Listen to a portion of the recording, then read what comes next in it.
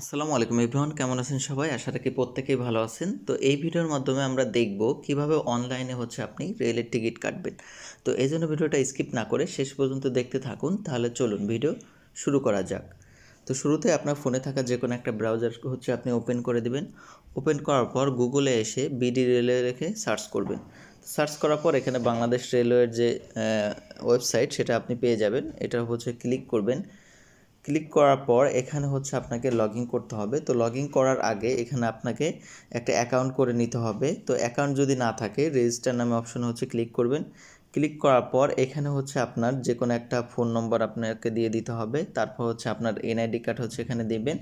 এছাড়া আপনার date of বার্থটা দিয়ে এখানে I am not a robot এটা এই অপশনে ক্লিক করে আপনাকে ভেরিফাই অপশনে ক্লিক করতে হবে। তো ভেরিফাই অপশনে ক্লিক করার পর আপনাকে পরবর্তী স্টেপে নিয়ে যাবে। তো পরবর্তী স্টেপে নেওয়ার পর এখানে আপনার ফোন নম্বর এনআইডি কার্ড নম্বর থাকবে, সাথে আপনাকে একটা ইমেল অ্যাড করে দিতে হবে, কারণ ওই ইমেলে কিন্তু আপনার টিকিটটা তারা পাঠিয়ে দিবে। এছাড়া এনআইডি কার্ডের সাথে মিল রেখে আপনার অ্যাড্রেসটা দিতে হবে। তারপর আপনার যে পাসওয়ার্ডটা এখানে বসাই দিতে হবে 2বার। দেওয়ার পর আপনি যখন এখানে সাবমিট করবেন আপনার ফোনে একটা ওটিপি আসবে। ওটিপিটা বসাই দিলে কিন্তু আপনার অ্যাকাউন্টটা ক্রিয়েট হয়ে যাবে। তো আমার এনআইডি দিয়ে অলরেডি কিন্তু অ্যাকাউন্ট ক্রিয়েট করা, এই জন্য সম্পূর্ণ প্রসেসটা আপনাকে দেখাতে পারলাম না, জাস্ট আপনাদেরকে কিন্তু ধারণা দিয়ে দিলাম। তো আপনার অ্যাকাউন্টটা ক্রিয়েট হয়ে গেলে এখানে লগ ইন অপশন পেয়ে যাবেন। লগ ইন অপশনে ক্লিক করে আপনার ফোন নম্বর এবং পাসওয়ার্ড দিয়ে এখানে লগ ইন করে নেবেন। তো লগ ইন করার পর এখানে আই এগ্রি অপশনে ক্লিক করবেন। ক্লিক করার পর এখানে দুটো অপশন আপনি দেখতে পাবেন, একটা ফ্রম আর একটা টু। তো ফ্রম আপনি কোন স্টেশন থেকে যেতে চাচ্ছেন সেই স্টেশনে এখানে লিখে দিবেন।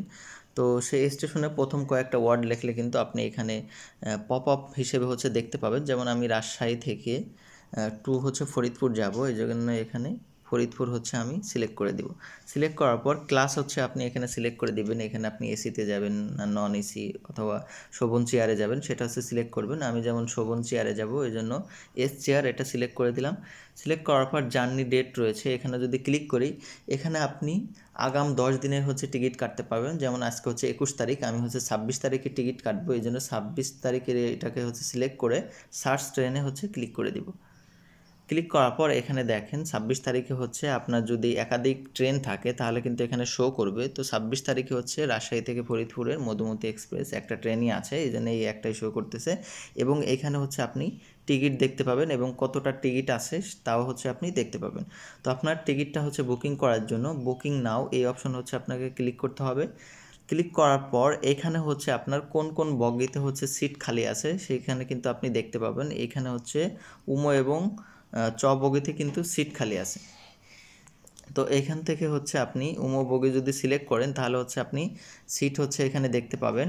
এছাড়াও চ বগিতে ছ বগিতেও কিন্তু সিট আছে, এখানে এখানে আপনি দেখতে পাবেন। তো আমি এখান থেকে ছ বগিতে একটা টিকিট কাটবো, যেমন 87 নম্বর টিকিটটা কাটবো, এই জন্য আমি এই 87 নম্বর টিকিটটাকে সিলেক্ট করলাম। তো সিলেক্ট করার পর এখন কন্টিনিউ পার্টস এই অপশনে আমি ক্লিক করব। তো ক্লিক করার পর আপনার ফোনে একটা ওটিপি কোড যাবে, যে ফোন নম্বর দিয়ে আপনি অ্যাকাউন্ট ক্রিয়েট করছিলেন। তো সেই ফোন নম্বরে ওটিপি গেলে আপনাকে এই ওটিপিটা কিন্তু এখানে বসাতে হবে। তো আমার অলরেডি কিন্তু ওটিপিটা চলে আসছে, আমি এখানে দেখে দেখে ওটিপিটা বসাই দিব। তো ওটিপিটা বসাই দেওয়ার পর ভেরিফাই অপশনে ক্লিক করব। ক্লিক করার পর এখানে আপনার ডিটেলস দেখতে পাবেন এবং প্রসেস অপশনে এখানে ক্লিক করবেন। তো ক্লিক করার পর এখানে এখন আপনাকে পেমেন্ট করতে হবে। তো আমার টিকিটের মূল্য ছিল 285 টাকা। আপনি যদি অনলাইনে কাটেন তার সাথে কিন্তু এক্সট্রা 20 টাকা অ্যাড হবে। তো আমার সর্বমোট 305 টাকা টিকিটের মূল্য। এখন এটা আপনি বিকাশ, নগদ, রকেটের মাধ্যমে পেমেন্ট করতে পারবেন। সবগুলো কিন্তু প্রসেস একই। তো আমি বিকাশের মাধ্যমে পেমেন্ট করে দেখাচ্ছি। তো বিকাশ সিলেক্ট করব।